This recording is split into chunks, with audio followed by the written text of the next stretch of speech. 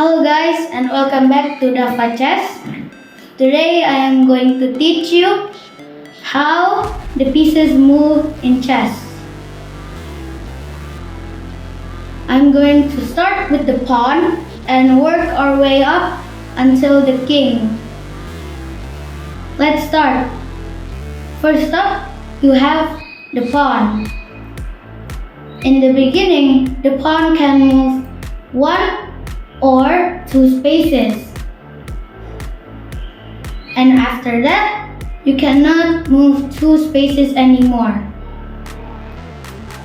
Here, and when the pawn reaches the end of the board, the pawn can become either a knight, a bishop, a queen, or a rook.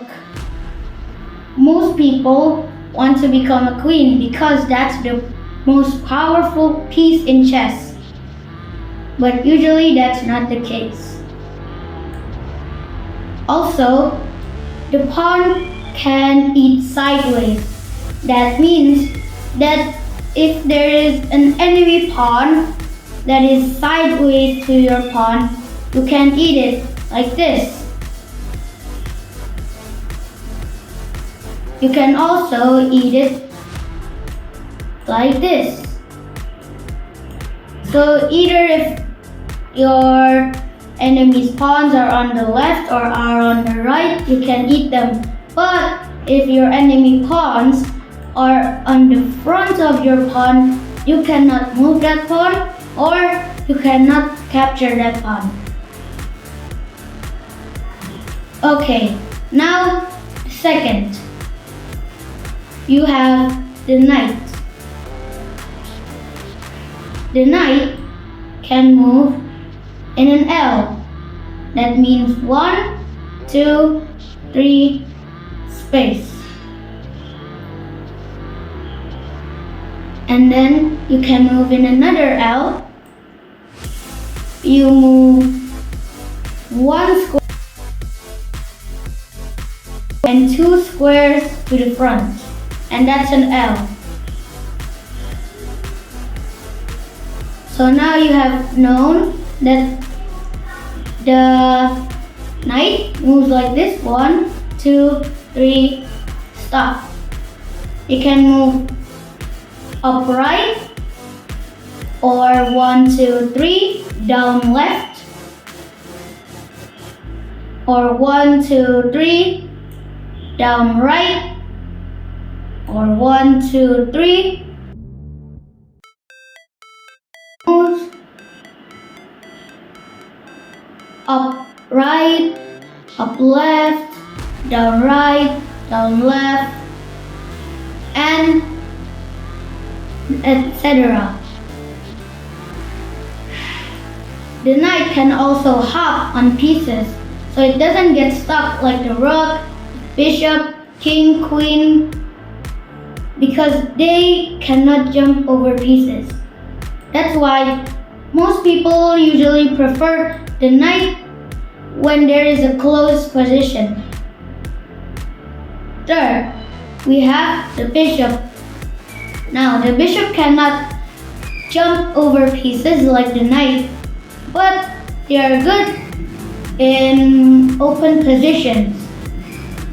As you see, the bishop right now cannot move. These two bishops are still stuck in their places.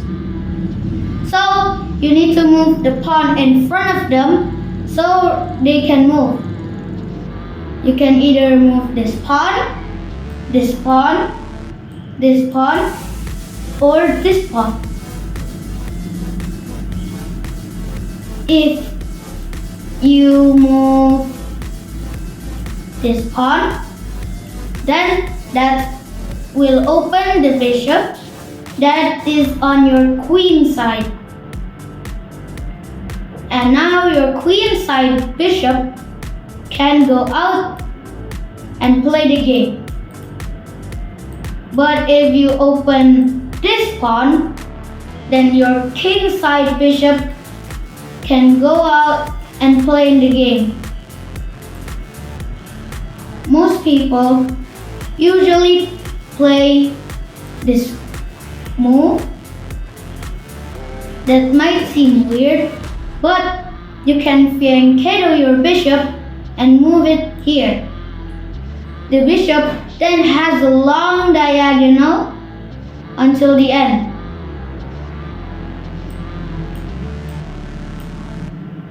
And if the bishops are usually opposite colors, then the game might result in a draw.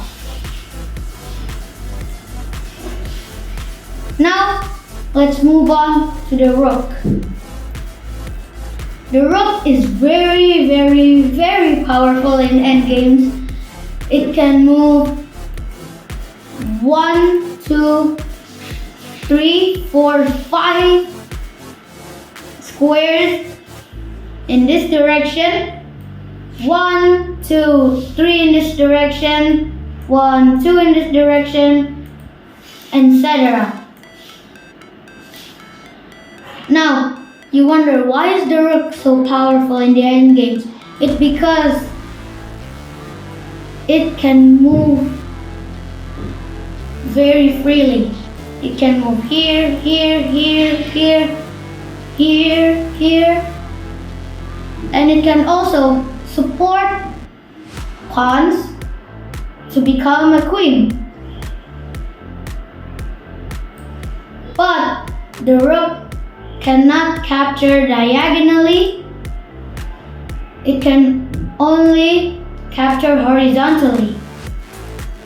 Meanwhile, the bishop, he can capture diagonally like this. But the rook can capture like this. Now, you have known the rook and bishop, knight, pawns. Now, we get the queen. So the queen is a mix of a bishop and a rook, because the queen can move horizontally and diagonally.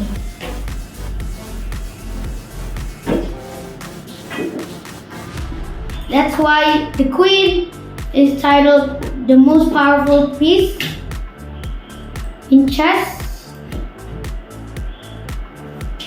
So the queen can move horizontally, it can move diagonally, it can capture like a rook, or it can capture like a bishop.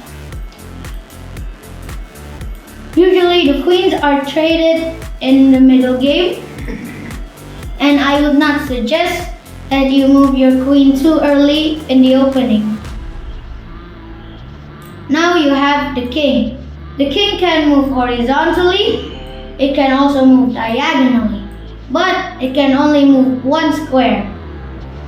For example, it can move one square horizontally, or it can move one square diagonally.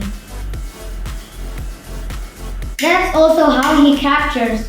He can capture diagonally, or he can capture horizontally. So now you know all the pieces and the king. Now you just need to know how to play the game. Thank you for watching. See you next time. Bye! Don't forget to like, subscribe, share, and comment on this video. Thank you. Bye!